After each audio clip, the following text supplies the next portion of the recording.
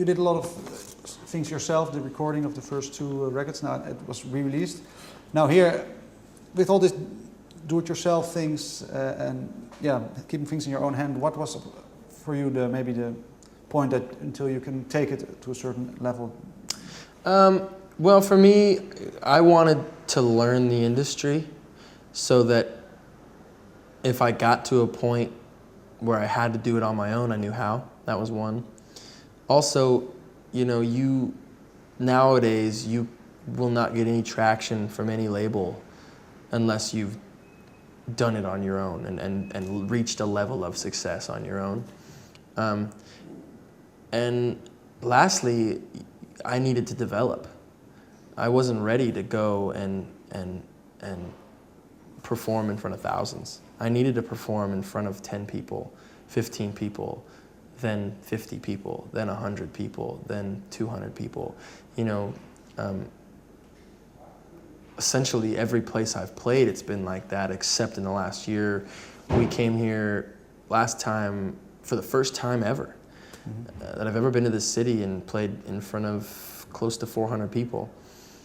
That never happens.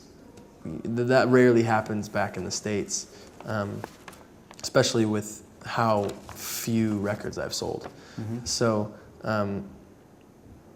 for me, doing it on my own was me attempting to play every night, become the singer that I wanted to become, and the performer that I wanted to become, and also be able to have something to present to a label or to a booking agent or a manager. Because were you drifting away from music maybe by focusing on everything else around it also, in a way? A little bit, but now you have to be a Swiss Army knife. You can't just be Jim Morrison. You can't just be the poet who writes and that's all he does is write and do drugs.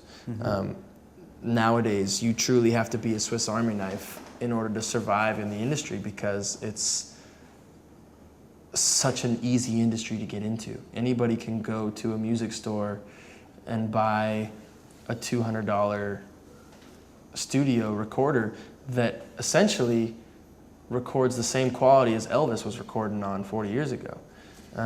Anybody can get a video camera and upload a YouTube video and they're all of a sudden an artist.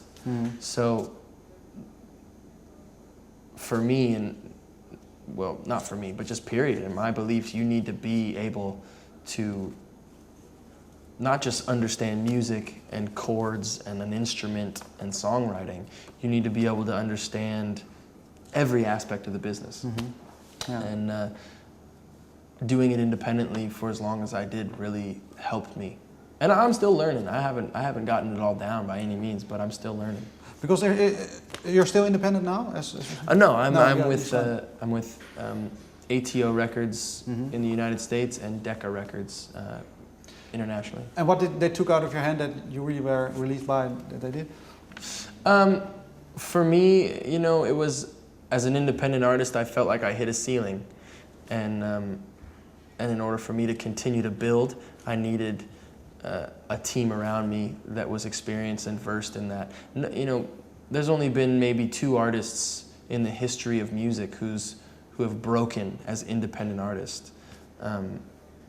Broken, like become, you know, I'm not in this to have, you know, 15,000 people hear a record. I want to sell millions of records and reach millions of people. And so, you know, through the history of music and the music industry, record labels have been that medium.